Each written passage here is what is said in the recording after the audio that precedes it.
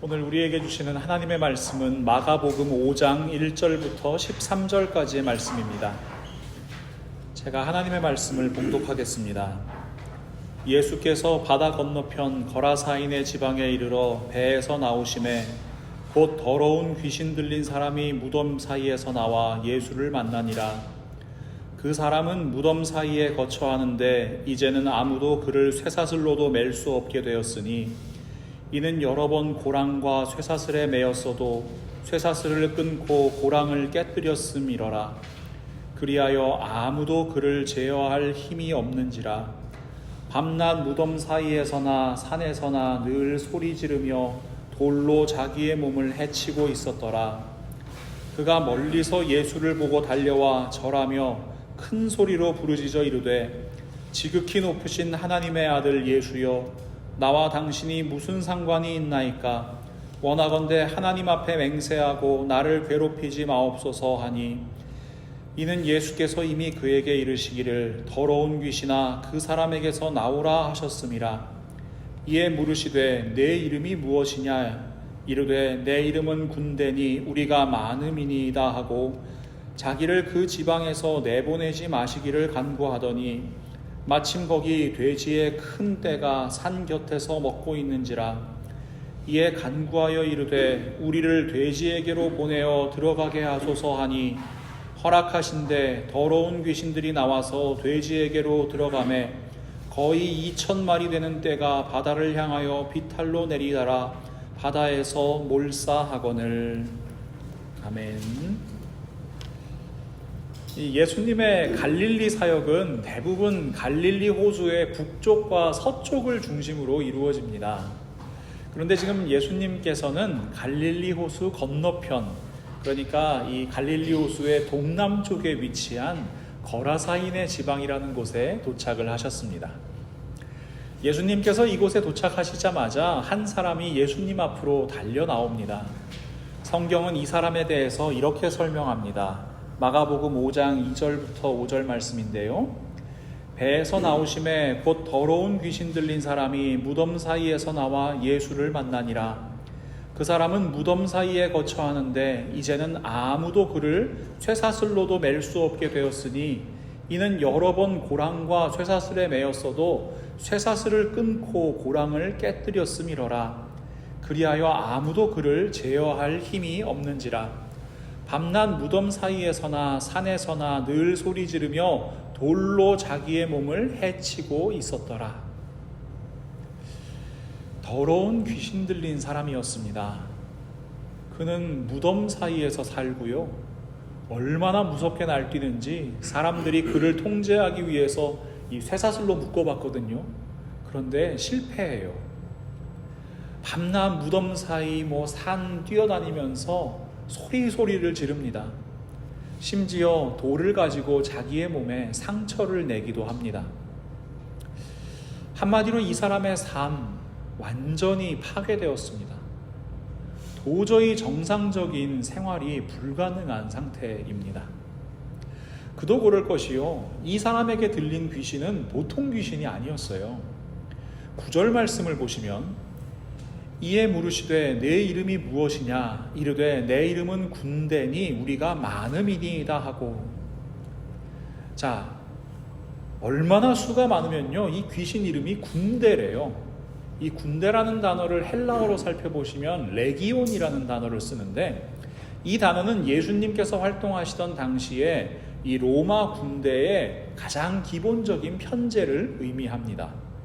마태복음 26장 53절 말씀을 보시면 예수님께서 너는 내가 아버지께 구하여 지금 12군단 도되는 천사를 보내시게 할 수 없는 줄로 아느냐 말씀하시는데, 이 예수님 말씀하시는 군단이 바로 레기온입니다. 이 레기온은요, 일반적으로 5,800명의 보병과 200명 정도의 기병으로 이루어져 있습니다. 대단하죠? 6,000명이나 되는 병사예요. 이 성경에 따르면 막달라 마리아라는 사람이 7 귀신 들렸던 사람이라고 기록합니다. 아마 이 막달라 마리아도 굉장히 큰 어려움 겪었을 거예요. 귀신 하나만 들린 게 아니라 7 귀신이 들렸다는 것은 그만큼 상태가 심각했다, 심했다 이런 뜻이기도 하거든요. 그런데 여러분, 지금 거라사인 지방에서 만난 사람은 7 귀신 정도가 아니라요 6천 귀신이 든 사람입니다. 그러니 인간의 능력으로는요 도저히 이 사람을 감당할 수가 없는 거예요. 누구도 이 사람을 제어하지 못하는 상태였습니다. 그런데 그때 놀라운 일이 일어납니다. 아무도 제어할 수 없었던 이 사람이요 예수님 앞에 나와서 납작 엎드리는 거예요. 우리 6절부터 8절 말씀을 다시 보시면, 그가 멀리서 예수를 보고 달려와 절하며 큰 소리로 부르짖어 이르되 지극히 높으신 하나님의 아들 예수여, 나와 당신이 무슨 상관이 있나이까? 원하건대 하나님 앞에 맹세하고 나를 괴롭히지 마옵소서 하니, 이는 예수께서 이미 그에게 이르시기를 더러운 귀신아 그 사람에게서 나오라 하셨음이라. 아무도 제어할 수 없었던 이 사람이 예수님께 절하면서 자기를 괴롭히지 말아달라고 간청을 합니다. 이미 예수님께서 더러운 귀신아 그 사람에게서 나오라 하고 명령하셨기 때문입니다. 그 명령 앞에서 이 귀신이 꼼짝도 못하는 겁니다. 우리가 볼 때 아무리 수가 많고 또 강해 보이는 군대 귀신이라고 해도요, 하나님의 아들이신 예수 그리스도 앞에서는 아무 힘도 없는 존재에 불과합니다. 천지 만물을 창조하시고 지금도 운행하시는 하나님의 능력 앞에서 악한 영들은 그저 무력할 뿐입니다. 그래서 여러분, 이단이나 사이비 종교에서 많이 이야기하는 이 귀신론은요 대단히 잘못된 겁니다.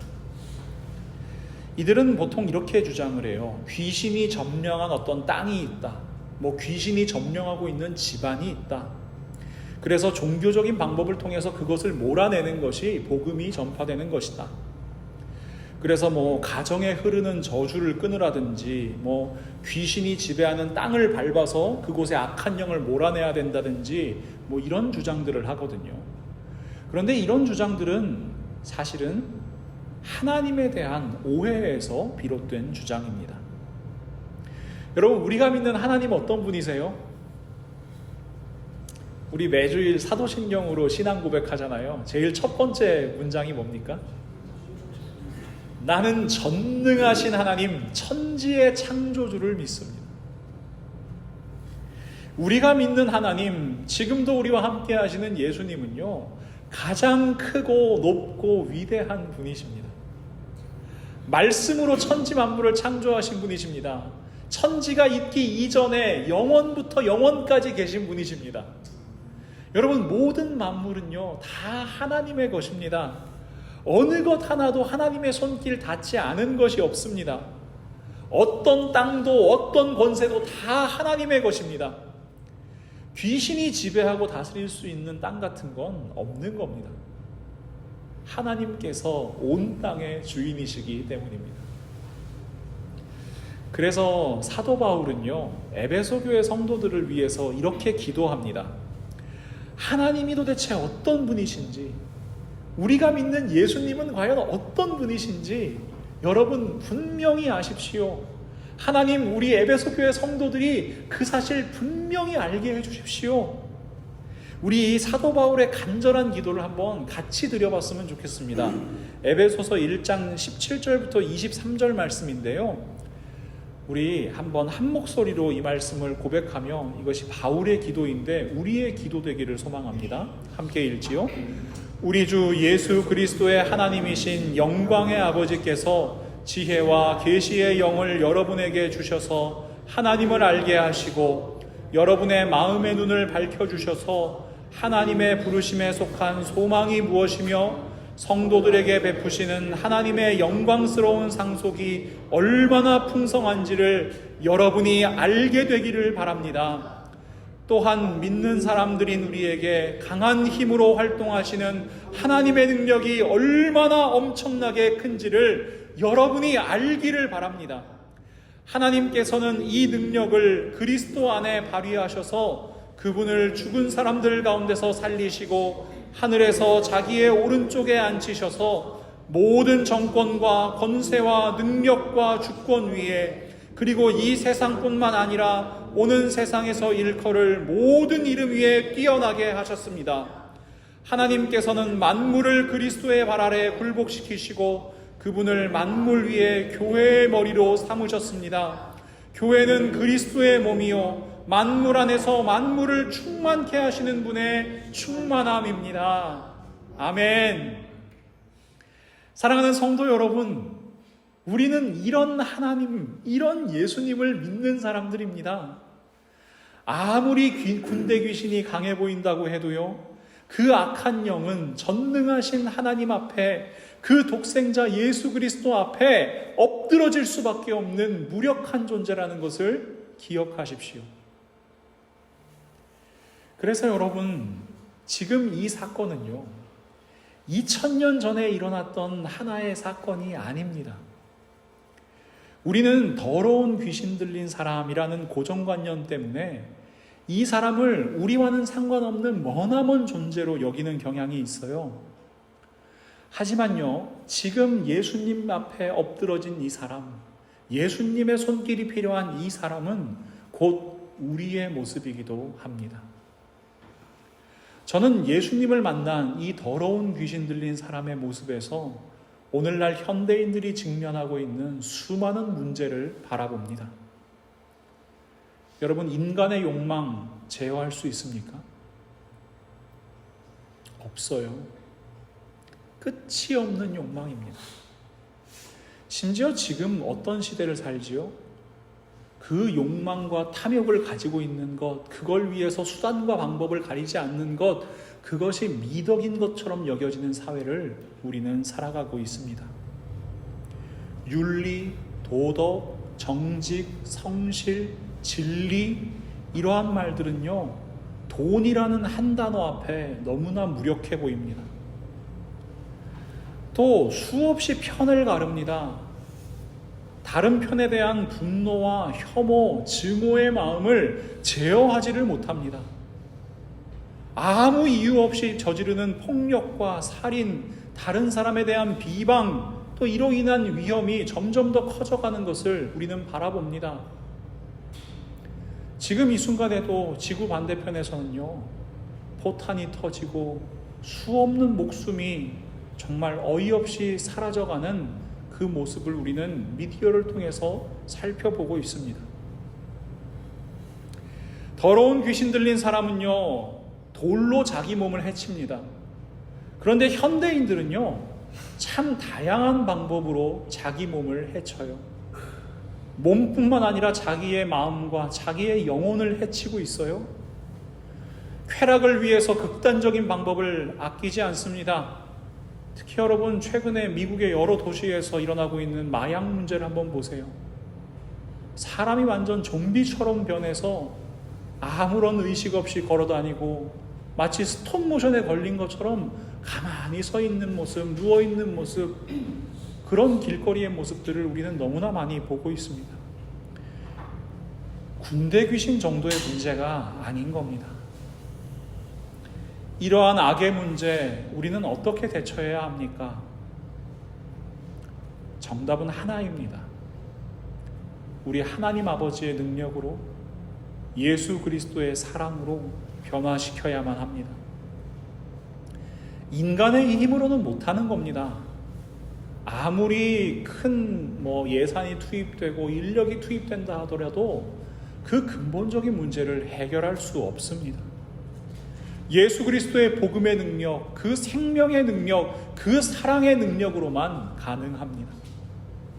우리 한 사람 한 사람이 바로 알고요, 바로 믿고요, 바로 전하고요, 바로 행하는 그리스도인으로 살아갈 때에 전능하신 아버지 하나님께서 우리를 통해 이 땅 가운데 하나님 나라를 이루어 가실 것을 저는 분명히 믿습니다. 예수 그리스도의 십자가 능력과 그 보혈의 능력이 수많은 생명을 살리실 것이라고 분명히 믿습니다. 악한 영의 세력이 강해 보이고 점점 더 강해져 가는 것 같고 세상이 어두워져 가는 것 같지만 그것은 예수 그리스도의 이름 앞에 무릎 꿇고 절할 수밖에 없는, 엎드러질 수밖에 없는 미약한 존재라는 사실을 우리는 알고 있기 때문입니다. 그러니 여러분, 소망 가운데 두려워하지 마십시오. 예수님께서 우리에게 말씀하십니다. 요한복음 16장 33절 말씀인데요. 이것을 너희에게 이르는 것은 너희로 내 안에서 평안을 누리게 하려 함이라. 세상에서는 너희가 환난을 당하나 담대하라. 내가 세상을 이기었노라. 예수님은요, 이미 이기셨습니다. 그런데 말입니다. 분명히 예수님께서는 군대 귀신을 압도하는 힘을 가지고 계세요. 비교가 안 됩니다. 이미 이기셨습니다. 그래서 오늘 말씀을 곰곰이 묵상하다 보면 참 이상한 생각이 듭니다. 예수님께서 귀신을 내쫓으시는 다른 성경 말씀들을 한번 생각해 보세요. 자, 귀신 들린 사람이 있습니다. 그럼 예수님 어떻게 하세요? 그냥 내쫓으시는 거예요. 그러면 끝이에요. 묻지도 따지지도 않고 그냥 내쫓으시는 겁니다. 그런데 오늘 본문에서는요, 귀신하고 예수님이 이 대화하는 장면이 기록되어 있어요. 마치 흥정을 하는 것 같기도 하고요. 또 귀신이 예수님한테 양해를 구하고 뭔가 간구하니까 예수님께서 그것을 들어주시는 것 같은 모습이 기록되어 있습니다. 우리 10절부터 13절 말씀을 다시 한번 볼까요? 자기를 그 지방에서 내보내지 마시기를 간구하더니 마침 거기 돼지의 큰 떼가 산 곁에서 먹고 있는지라. 이에 간구하여 이르되, 귀신이 간구하는 거죠. 우리를 돼지에게로 보내어 들어가게 하소서 하니, 자, 예수님께서 허락하신데 더러운 귀신들이 나와서 돼지에게로 들어가매 거의 2,000마리 되는 떼가 바다를 향하여 비탈로 내리다라 바다에서 몰사하거든. 여러분, 지금 예수님께서 귀신하고 타협하신 겁니까? 아니면 예수님께서는 귀신의 간구도 들어주시는 분이십니까? 왜 예수님께서 이렇게 독특한 대화를 나누셨을까요? 왜 마가는 이렇게 독특한 사건을 마가복음에 기록했을까요? 그 이유는 분명합니다. 한 사람의 생명이 얼마나 소중한지, 한 사람의 생명이 얼마나 가치 있는지를 우리에게 보여주시기 위해서입니다. 자, 예수님께서 귀신의 간구를 허락하시자 이 군대 귀신이 그 사람에게서 나와서 돼지떼에게 들어가요. 2,000마리 정도 되는 돼지가 막 비탈길을 내리달아가지고 이 갈릴리 호수에 다 빠져서 죽습니다. 돼지 한 마리가 얼마쯤 할까요? 제가 찾아보니까 미국에서는요, 한 마리에 한 800불 정도 한대요. 그러니까 여러분, 돼지 2,000마리라고 하면요, 대략 160만 불 정도의 가치가 있습니다.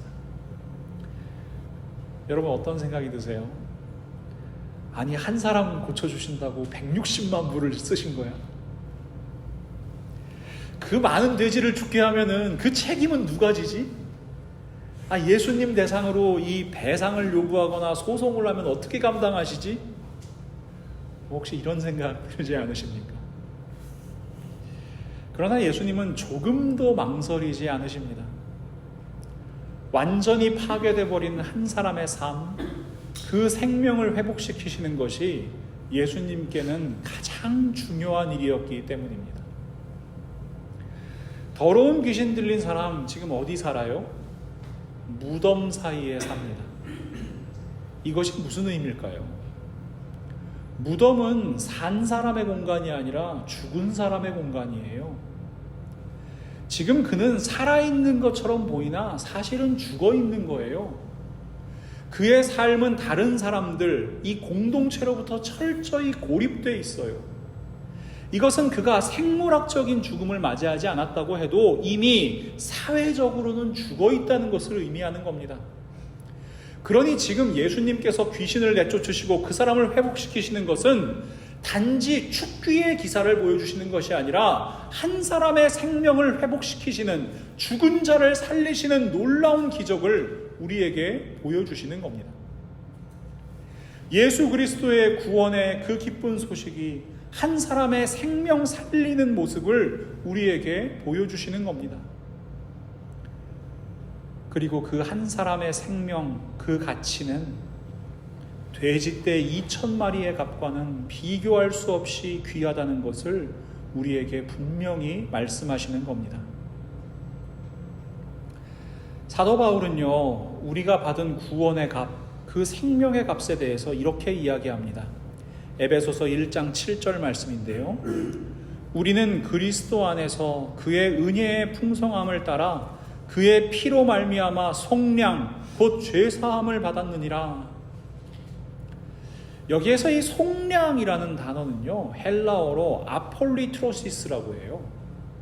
이 단어는 원래 값을 치르고 노예나 포로를 사오는 것, 혹은 돈을 받고 노예나 포로를 자유민으로 풀어주는 것, 이것을 의미하는 단어입니다.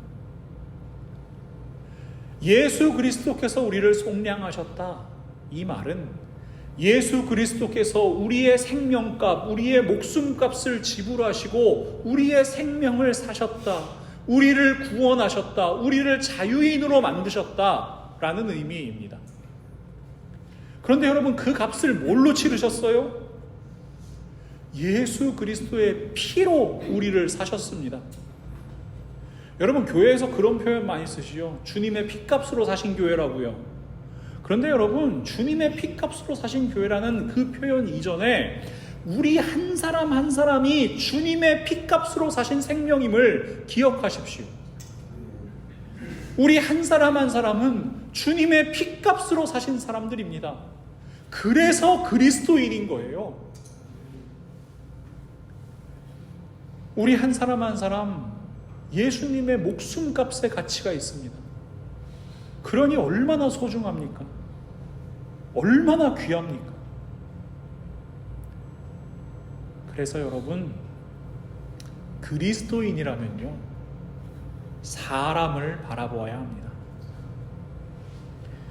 오늘 설교 제목 한번 보세요. 우리는 보통 이 성경의 한 구절을 볼 때 더러운 귀신 들린 사람이라고 하면 더러운 귀신 들린의 방점을 찍어요. 야, 더러운 귀신이 들렸대. 군대 귀신이 들렸대. 야, 이제 예수님께서 뭘 하시지? 그런 것을 기대하는 거예요. 그러나 우리가 정말로 이 말씀에서 방점을 찍어야 하는 곳은 바로 사람입니다. 예수님께서 이 말씀을 통해서 우리에게 정말로 뭘 말씀하시고자 하는가? 이 말씀을 통해서 무엇을 보여주시고자 하는가? 그 예수님의 마음을 알려면요, 더러운 귀신 들린 사람의 방점을 찍어야 하는 겁니다. 사람의 방점을 찍으면 비로소 보이는 거예요. 전능하신 하나님, 독생자 예수 그리스도께서 한 사람의 생명을 천하보다 귀하게 생각하신다. 그 한 사람 구원하시기 위해서 예수 그리스도께서 십자가에 못 박혀 죽으셨다. 그 사실이 우리의 눈앞에 펼쳐지는 겁니다. 그 무한하신 사랑이 보이고요, 그 하나님 아버지의 마음이 보이기 시작하는 겁니다. 현대 기독교 신앙의 비극, 현대 수많은 교회들의 비극은 사람 목숨 알기를 너무 우습게 안다는 데에 있습니다. 생명 귀한 줄을 모르는 겁니다. 한마디로 사람을 바라보지 않고 사람을 사랑하지 않는 거예요. 그러면 이런 생각이 드시겠죠? 이 교회 사람 중요하게 생각하잖아요. 많이 모이라고 하잖아요. 그런데 부끄러운 이야기입니다만 조금만 자세히 들여다보면요, 이런 모습은 사람을 사랑하는 것이 아니라 숫자를 사랑하는 경우가 참 많고요, 사람을 사랑하는 것이 아니라 규모를 사랑하는 경우가 참 많습니다. 얼마나 공허한 사랑입니까? 입으로는 하나님을 사랑해야 된다고 말해요. 그러면서 남을 정죄하는 율법주의적인 신앙, 형식적이기만 한 종교 행위, 맹목적인 희생과 헌신을 강요하면서 사람을 괴롭혀요. 이 얼마나 파괴적인 사랑입니까? 우리를 구원하시기 위해 십자가에서 값을 치르신 그 보혈을 흘려주신 예수님의 마음이 얼마나 아프실까요? 그래서 예수님의 그 사랑, 그 마음을 너무나 잘 알았던 사도 요한은 그리스도인들을 향해서 하나님을 사랑한다면 사람을 사랑하라고 선포합니다. 요한일서 4장 20절과 21절 말씀을 우리 한 목소리로 읽어보겠습니다. 누가 하나님을 사랑한다고 하면서 자기 형제 자매를 미워하면 그는 거짓말쟁이입니다. 보이는 자기 형제 자매를 사랑하지 않는 사람이 보이지 않는 하나님을 사랑할 수 없습니다. 하나님을 사랑하는 사람은 자기 형제 자매도 사랑해야 합니다. 우리는 이 계명을 주님에게서 받았습니다. 아멘. 오늘 예수님은요, 더러운 귀신 들린 사람을 바라보셨고 더러운 귀신 들린 사람을 구원하셨습니다. 자, 무덤 사이에서 살아가는 고립된 인생, 사회적 죽임을 당한 한 사람을 바라보며 이 말씀을 묵상하다 보니까요, 작년에 읽었던 책이 한 권 떠올랐어요. 이 부산 영도경찰서에서 근무하시는 권종호 경위라는 분이 쓰신 고독사는 사회적 타살입니다라는 책입니다. 이 고독사 들어보셨죠? 가족, 친척, 이런 주변 사람들하고 단절된 상태에서요, 혼자 살아가는 사람이 자살이나 병사 이런 걸로 혼자 임종을 맞고요, 또 시신이 일정한 시간이 흐른 뒤에 발견되는 죽음을 고독사라고 부릅니다. 이 권경임님은 경찰관으로서 100여 건이 넘는 이 고독사 사건을 조사를 하고, 이 고독사라는 게 결코 개인의 사정이 아니라 사회가 방치한 부작위에 의한 살인이라고 주장합니다. 제가 읽으면서 참 마음이 아팠던 내용을 한번 읽어드릴게요. 한번 공유하고 싶습니다. 눈을 돌려 두어 평 남짓한 방 겸 거실을 본다. 벽에는 깨끗한 양복이 애처롭게 걸려있다. 옷 주인은 저 양복을 입고 출근하는 꿈을 키웠을 것이다. 밥상 위에 TV가 올려져 있고 바닥에는 담요와 전기장판뿐이다. 검소하다고 표현하기에는 세간살이가 너무 없다.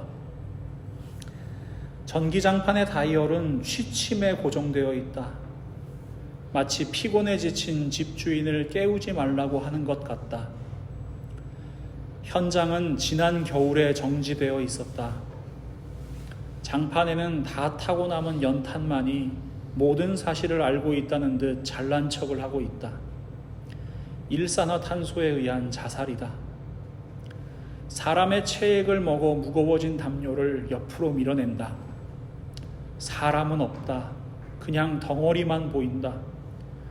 왈칵 눈물이 쏟아진다. 방 안에는 젊은 청춘의 몸에서 녹아내린 아픔이 가득하다. 고독사 현장에 항상 있는 술병이 안 보인다.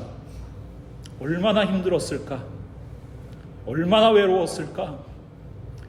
마지막까지 술에 의존하지 않고 이겨보려고 얼마나 많은 노력을 했을까? 모든 걸 포기하고 연탄에 불을 지필 때 어떤 마음이었을까? 여러 가지 생각이 들고 화가 난다.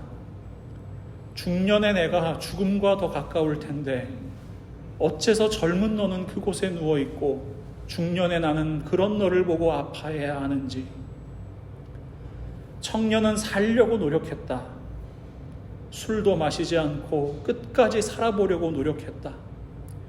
형편이 어려워 도와주지 못하는 부모님에게 걱정을 끼치기 싫어서 무던히 노력했는데 마지막 연탄에 불을 지필 때는 얼마나 무섭고 힘들었을까. 그날 그곳에 그의 옆에 누구라도 전화 한 통만 했어도 청년에게 조그마한 관심이라도 가져 주었다면, 따뜻한 격려 한마디만 해주었다면, 아들을 먼저 보내는 부모의 마음, 연탄에 불을 지피는 청년의 떨리는 손길, 그렇게 청년은 옥탑방에서 사라졌다.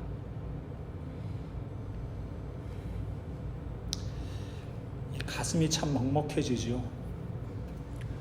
제가 이 이야기를 읽으면서 더욱 안타까웠던 것은 이 청년의 죽음이 자살이었다는 사실입니다. 여러분, 자살에 대해서 어떻게 생각하세요? 기독교에서는 아직까지도 자살이 죄인지 아닌지에 대해서 신학적인 논쟁이 계속되고 있습니다. 하지만 여러분도 잘 알고 계신 것처럼 전통적인 기독교에서는 이 자살이 죄다, 자살한 사람은 죄인이다, 이런 주장들이 우세해요. 누구나 겪을 수 있는 고통과 시련을 견디지 못한 개인의 나약함을 이야기하고요, 하나님을 떠난 개인의 극단적인 선택이라는 말을 사용하면서 자살을 개인의 책임이요, 하나님께서 주신 생명을 함부로 버린 죄라고 이야기합니다. 예수님을 팔아넘긴 가룟 유다가 자살했다는 성경 말씀은 자살이 죄다라는 프레임을 더욱 견고하게 만들어줍니다. 그래서 대부분의 기독교인들이 자살한 사람을 판단하고 정죄합니다. 예전에 한 유명 연예인이 자살했을 때 사람들이 그 자녀들에게 네 엄마는 자살해서 천국에 못 간다는 말을 했다는 이야기를 들은 적이 있습니다. 너무나도 차갑고 너무나도 잔인한 기독교입니다. 근데 최근에요, 기독교가 아니라 오히려 사회과학에서 이 자살에 대한 관점이 조금씩 변하고 있습니다. 자살은 개인의 극단적인 선택이 아니라요, 한 사람을 돌아보지 못한 공동체의 책임이라고요. 그래서 자살을 사회적 타살이라고 보아야 한다, 이렇게 주장하는 겁니다.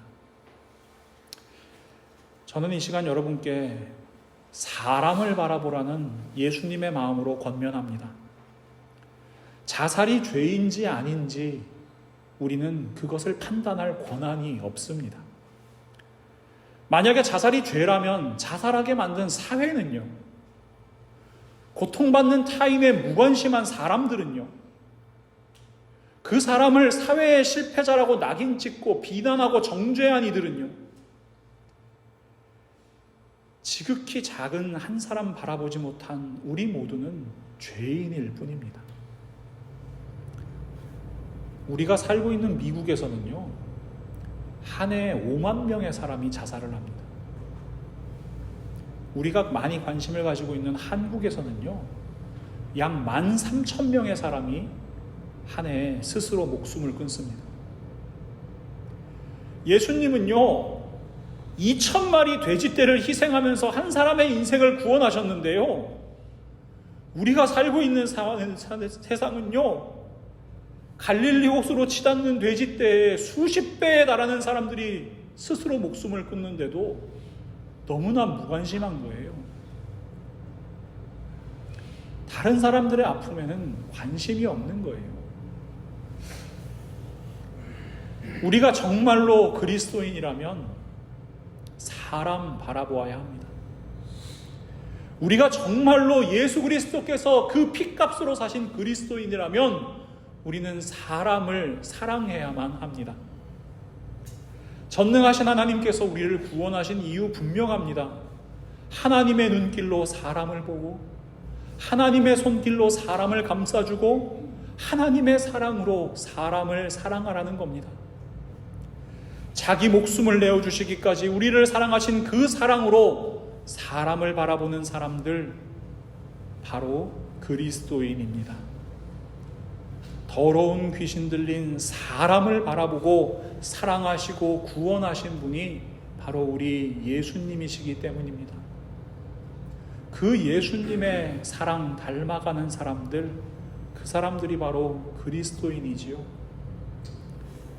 그때 여러분, 우리가 믿는 그리스도교, 기독교는 차갑고 잔인한 종교가 아니라 따뜻한 기독교, 생명을 살리는 교회가 될 수 있을 겁니다.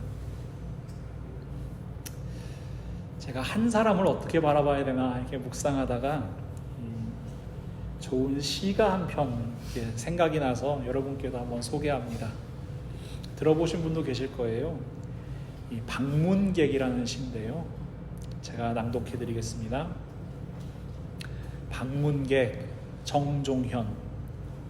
사람이 온다는 건 실은 어마어마한 일이다. 그는 그의 과거와 현재와 그의 미래가 함께 오기 때문이다. 한 사람의 일생이 오기 때문이다. 부서지기 쉬운, 그래서 부서지기도 했을 마음이 오는 것이다. 그 갈피를 아마 바람은 더듬어 볼 수 있을 마음, 내 마음이 그런 바람을 흉내낸다면 필경 환대가 될 것이다. 사랑하는 성도 여러분, 우리 이 마음으로 살았으면 좋겠습니다. 정말 사람을 바라보며 사랑하며 살아가면 좋겠습니다. 예수님 마음 닮아가는 우리를 통해서 하나님께서 이 땅에 힘들고 어려운 이들, 생명이 필요한 이들 구원하실 것을 믿음으로 나아가면 좋겠습니다. 그렇게 하나님께서 귀하게 사용하시는 생명의 도구로 살아가는 우리 모두가 될 수 있기를, 그리고 우리 라이프 철치가 될 수 있기를 예수 그리스도의 이름으로 간절히 축원합니다. 하나님 감사합니다. 오늘도 하나님의 말씀으로 저희에게 말씀하여 주심을 진심으로 감사합니다. 저희들 이 땅 가운데 수많은 악의 세력들과 또 어둠의 모습이 점점 더 짙어져 가는 것을 바라봅니다. 그러나 하나님, 저희들 담대하게 나아가겠습니다. 예수 그리스도께서 저희에게 주신 빛 가지고 이 땅을 환하게 비추며 나아가겠습니다. 이미 세상을 이기신 예수님께서 저희에게 평안하라, 샬롬을 말씀하시니 저희들 이 땅 가운데 샬롬을 선포하며 나아가겠습니다. 저희들 어떻게 나아가야 할까요? 사람 바라보며 나아가겠습니다. 예수님께서 바라보신 생명 저희도 바라보게 하시고, 예수님께서 어루만지시고 보듬어 주신 그 생명 저희도 감싸 안을 수 있도록 도와주시옵소서. 예수님께서 핏값으로 사신 생명 저희도 그 사랑으로 사랑하며 예수 그리스도 앞으로 인도하는 정말로 복음의 사자들, 구원의 사자들, 생명의 증인들 모두 되게 하여 주시옵소서.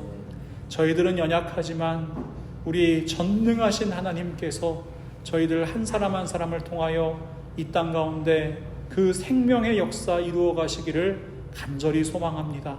저희들의 삶의 자리를, 저희들이 발딛고 살아가는 이 땅을 조금이나마 아름답게, 조금이나마 환하게 만들어갈 수 있는 저희 그리스도인으로 살아갈 수 있도록 하나님께서 저희들 한 사람 한 사람, 그리고 우리 라이프 철치를 사용하여 주시옵소서.